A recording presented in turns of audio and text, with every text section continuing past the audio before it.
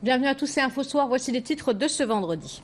Le Maroc serait-il le nouveau berceau de l'humanité? Nous reviendrons sur les lieux de la découverte de l'Homo sapiens le plus ancien au monde dans la région de Youssoufia. Les fouilles ont été menées par une équipe scientifique internationale qui a tenu aujourd'hui une conférence de presse à Rabat.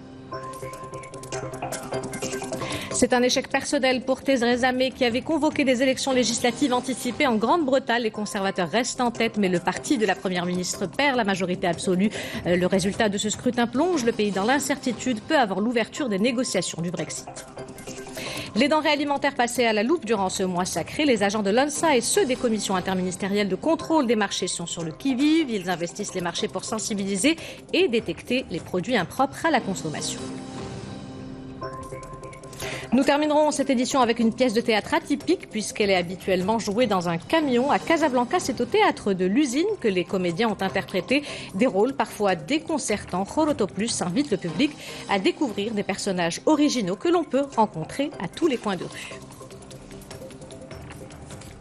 Madame, Monsieur, bonsoir. C'est une découverte qui représente un nouveau jalon dans l'histoire humaine, celle d'ossements humains à Jbel Iroud, dans la province de Youssoufia. Ce sont notamment des restes d'Homo sapiens primitifs datant d'environ 300 000 ans, ce qui repousse de 100 000 ans l'âge de notre espèce et ferait du Maroc le berceau de l'humanité. Les fouilles ont été menées par une équipe scientifique internationale. Nos équipes se sont rendues au site de Jbel Iroud, à plus d'une centaine de kilomètres de Marrakech. Retour sur cette incroyable découverte avec ce reportage de Sderbzina Rafik Agomad, le récit, et de Hind Blabimbi. Cette boîte crânienne a bouleversé les connaissances scientifiques sur les origines de l'homme. Ces restes d'Homo sapiens découverts au Maroc sont datés de plus de 300 000 ans, et ce alors que pour la majorité des spécialistes, l'origine de l'homme moderne remontait à 200 000 ans. C'est ici sur le site de Jbel Iroud, entre Marrakech et Safi, que les ossements ont été mis à jour suite à un long processus de fouilles qui a débuté en 2004. L'avantage de cette trouvaille, c'est qu'une fois qu'on avait commencé à la dégager, juste à côté, on trouve cette mandibule. Cette mandibule était quelque part par ici. On a sorti la mandibule et juste avant et un peu à gauche, on a retrouvé un autre ossement. C'est un fémur. Donc, si vous voulez, sur un diamètre de 30 cm, nous avons trois pièces importantes et maîtresses. C'est dire que nous sommes en présence d'un gisement d'une richesse exceptionnelle. Des ossements appartenant à au moins 5 individus ont été découverts, 3 adultes, un adolescent et un enfant. Mais les chercheurs ont également déterré des éclats de silex brûlés et des fossiles d'animaux. Et ils ne comptent pas s'arrêter en si bon chemin. Une nouvelle campagne de fouilles est prévue pour le mois d'octobre prochain à Jbel Iroud. Nous espérons que cette découverte sera mise en valeur et qu'un musée sera installé ici.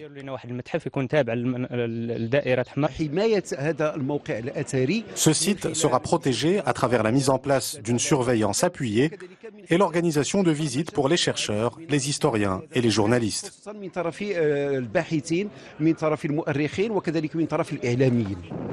C'est donc dans ces terres qu'a été exhumé l'Homo sapiens le plus vieux jamais trouvé au monde, ce qui fait pour l'instant du Maroc le berceau de l'espèce humaine moderne.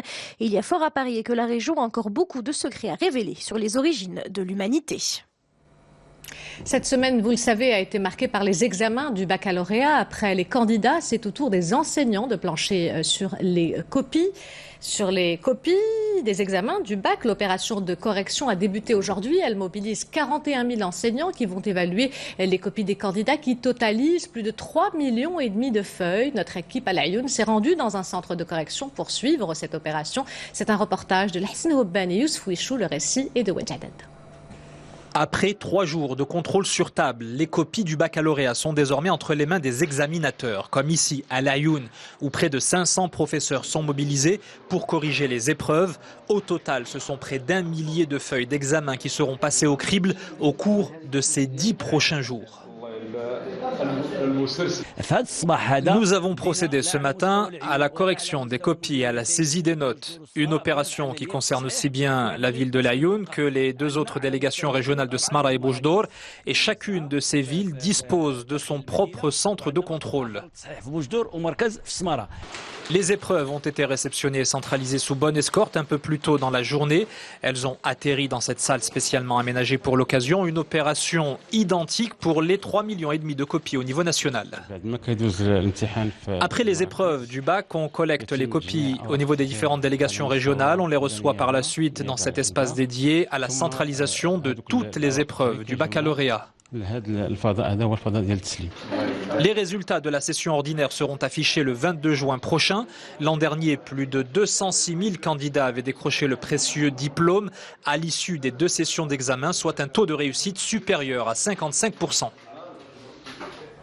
Et les mesures prises par le ministère de l'Éducation nationale pour lutter contre la fraude au baccalauréat ont vraisemblablement porté leurs fruits. Selon le département de Mohamed Hassad, les cas de fraude ont baissé de 60% par rapport à la même session de 2016.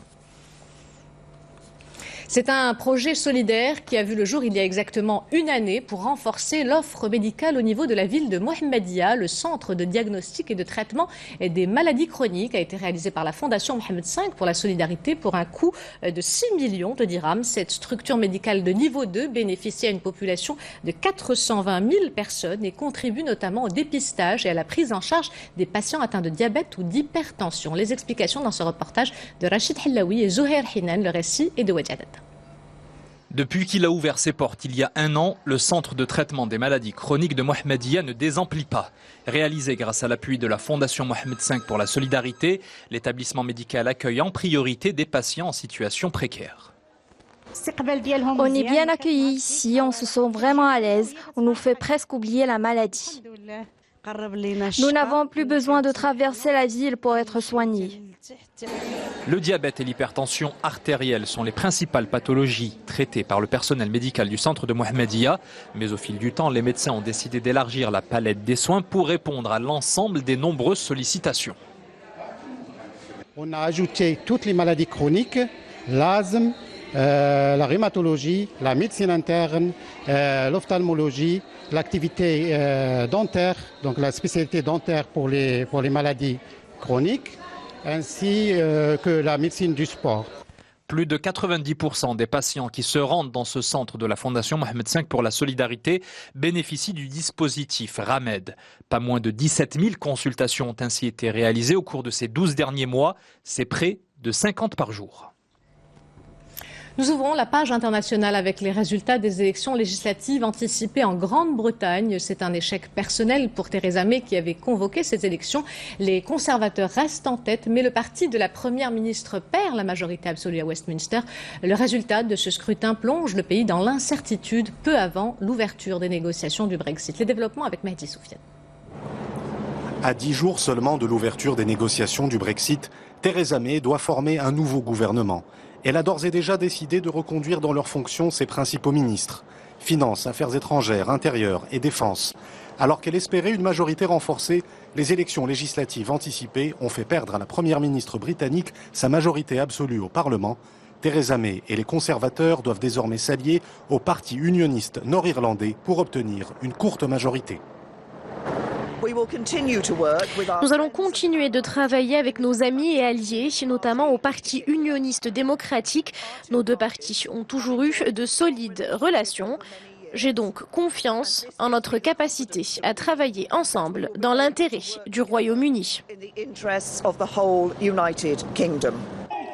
De son côté, Jeremy Corbyn, chef de l'opposition travailliste, appelle Theresa May à la démission et souhaite un gouvernement plus représentatif pour négocier la sortie du Royaume-Uni de l'Union européenne.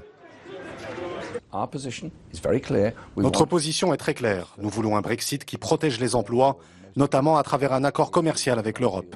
Je pense aussi que le Parlement devrait voter pour autoriser les ressortissants de pays membres de l'Union européenne à rester en Grande-Bretagne. Les élections tenues hier ont connu un taux de participation de près de 69%. C'est le taux le plus élevé pour des législatives au Royaume-Uni depuis 1997. La Catalogne organisera un référendum sur son indépendance le 1er octobre. L'annonce a été faite ce matin par le président de la région. La question posée aux habitants sera la suivante. Voulez-vous que la Catalogne soit un État indépendant sous forme de république? Madrid considère qu'un référendum en Catalogne enfreindrait la souveraineté espagnole garantie par la Constitution de 78.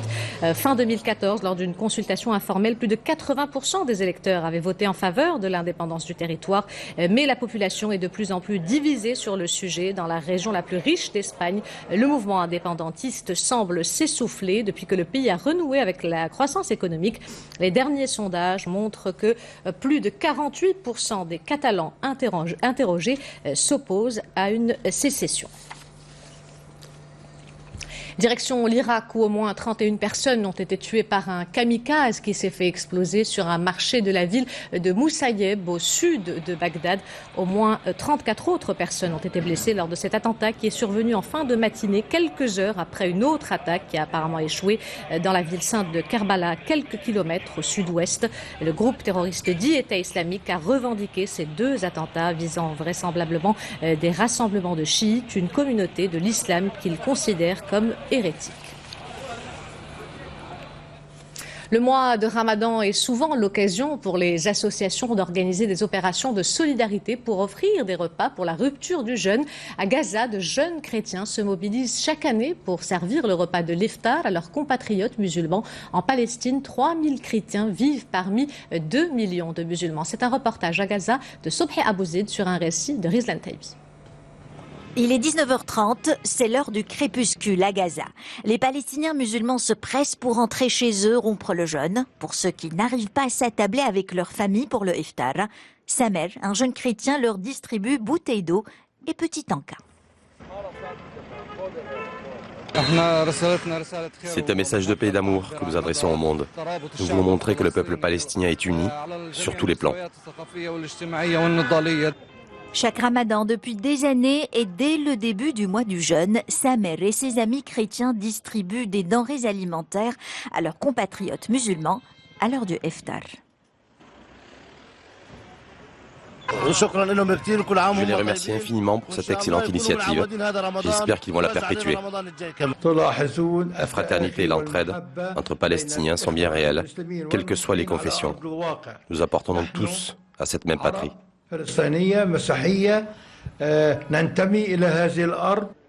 Les chrétiens de Gaza, comme tous les chrétiens d'Orient, occupent une place socio-économique importante, majoritairement orthodoxe. Ils sont quelques 3000 chrétiens vivant parmi près de 2 millions de musulmans. Ramadan qui est une période de très grande consommation dans les pays musulmans. Au Maroc, les agents de l'ONSA et ceux des commissions interministérielles de contrôle des marchés sont sur le qui-vive. Ils investissent les marchés pour sensibiliser les commerçants et les clients, mais aussi pour détecter les produits impropres à la consommation. Exemple, à Dakhla avec ce reportage de Zakaria Eid Abdelmjid et Younes Hibchaoui, le récit est de Amina Abdelkhalq. Une visite surprise au marché municipal d'El Massira à Dakhla. Les agents de la commission de contrôle des marchés inspectent les étals des commerçants. Ils scrutent jusqu'au moindre détail l'état des denrées très consommées pendant Ramadan. Depuis le début du mois sacré, les hommes de la commission mixte ont mené un total de 40 opérations de sensibilisation. C'est une opération auprès des commerçants. Nous leur rappelons les fondamentaux, comme le fait de devoir bien afficher les prix, préciser la date de péremption, et cela porte ses fruits. Cette commission mixte s'assure aussi de la disponibilité sur le marché des denrées alimentaires les plus consommées durant ce mois sacré. Nous veillons au respect de la loi qui protège le consommateur.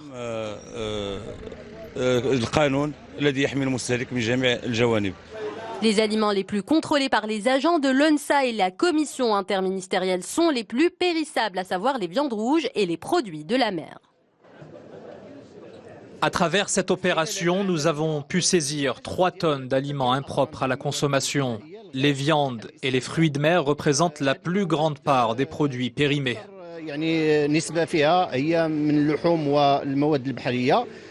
En dehors des campagnes de sensibilisation, 47 opérations de contrôle ont été menées dans le marché de Dakhla, permettant la saisie de plusieurs tonnes d'aliments frelatés. Vous le savez, les journées de travail semblent à tous plus longues lors du mois de Ramadan, mais il y a des métiers particulièrement pénibles à exercer lorsque l'on jeûne, des emplois qui demandent un investissement physique et où la fatigue est décuplée à cause de la chaleur et de la soif. C'est le cas des chauffeurs de taxi, des ouvriers en bâtiment ou encore des boulangers. Nos équipes sont allées à la rencontre de ces travailleurs qui arrivent à concilier leur métier difficile avec les impératifs du mois sacré. Reportage d'Hassan Houbani, Youssouf Wichou, le récit est de Wajadat. Il se dégage de ce four traditionnel une chaleur infernale, une température d'autant plus difficile à supporter pour Saïd dans cette période de jeûne. Alors malgré l'atmosphère étouffante et la soif, ce boulanger de l'Aïoun enchaîne les fournées pour alimenter les boulangeries de la ville. Ce n'est pas facile de rester parfois jusqu'à 5 heures tout près du four et au contact de la chaleur. Au bout d'un moment, j'éprouve des difficultés, ne serait-ce que pour m'exprimer. Pour les ouvriers du bâtiment aussi, les journées sont longues et pénibles. Et même s'ils commencent à travailler aux premières lueurs du jour pour profiter de la fraîcheur matinale, le maniement de la pelle et de la truelle s'avère éprouvant. C'est dur, on finit nos journées sur les rotules, je rentre chez moi très fatigué, mais je n'ai pas le choix. C'est un peu dur comme travail pendant le ramadan, mais quand on a une famille, des enfants, il faut bien travailler pour subvenir aux besoins du foyer. Le jeûne du mois de Ramadan impacte donc particulièrement les organismes de ceux qui exercent des métiers physiques ou en extérieur. Il leur est donc fortement conseillé d'aménager leur temps de travail et surtout de veiller à bien se réhydrater au moment de la rupture du jeûne. C'est une pièce de théâtre atypique puisqu'elle est habituellement jouée dans un camion. À Casablanca, c'est au théâtre de l'Usine que les comédiens ont interprété des rôles parfois déconcertants. Khoroto Plus invite le public à découvrir ou redécouvrir des personnages originaux que l'on peut rencontrer à tous les coins de rue. Rita Saha et Youssef Louazi ont assisté au spectacle. Ces personnages que l'on peut croiser tous les jours, les membres de la compagnie du spectacle pour tous les appellent Khoroto. À travers plusieurs scénettes, les comédiens redonnent vie à ces personnes qui font parfois partie de notre entourage ou qui ont fait le buzz sur la toile. Mon personnage, qui est Sadia, qui est un personnage qu'on peut voir tous les jours. Vous et moi, n'importe qui, en passant dans la rue, en allant chercher son pain, quelque chose comme ça. C'est une femme, comme toutes les femmes, qui a vécu pas mal qui a passé toute sa vie, personnelle et professionnelle, à subir. Et à l'arrivée, elle veut se libérer. J'aime beaucoup le théâtre expérimental. On a plus de liberté, on peut essayer de nouvelles choses. Sur la scène du théâtre de l'Usine, 5 comédiens jouent de manière parfois déconcertante des épisodes de la vie de tous les jours. Une pièce originale habituellement mise en scène dans un camion. La création à la base, nous avons monté cette création au sein du camion, parce qu'il y a toute une installation au sein du camion. C'est le premier camion en scène au nord d'Afrique. On accueille le public à l'intérieur et tout se passe au sein du camion. Mais le public, il rentre au sein du camion. Et à la fin, on était obligé d'adapter ces 2 jours-là le spectacle pour qu'on puisse jouer ici quand même dans la salle. Après Tanger et Casablanca, la compagnie du spectacle pour tous poursuit sa tournée sur les routes marocaines. Khoroto Plus devrait bientôt également s'importer à l'international afin de faire découvrir au-delà des frontières ces personnages atypiques qui composent le folklore marocain. Et pour clore ce journal, ces images de l'exposition Futur en scène, un événement organisé à Paris et dédié à l'innovation technologique. Cette année, les organisateurs ont mis l'accent sur la réalité virtuelle à travers des inventions comme cette boule qui permet de plonger une personne dans une situation de stress. On mesure alors les données neurophysiologiques du sujet pour ensuite lui proposer des techniques de gestion des situations difficiles auxquelles il est confronté. Cet autre équipement permet quant à lui, grâce à un casque de vision virtuelle, d'éprouver la sensation d'un astronaute qui marche sur la Lune. Avant de nous quitter, je vous rappelle l'une des principales informations de ce journal, cette découverte qui représente un nouveau jalon dans l'histoire humaine, celle d'ossements humains à Jebel Irhoud dans la province de Youssoufia. Ce sont notamment des restes d'Homo sapiens primitifs datant d'environ 300 000 ans, ce qui repousse de 100 000 ans l'âge de notre espèce et ferait du Maroc le berceau de l'humanité. Les fouilles ont été menées par une équipe scientifique internationale qui a donné une conférence de presse aujourd'hui à Rabat pour présenter les résultats de ces fouilles.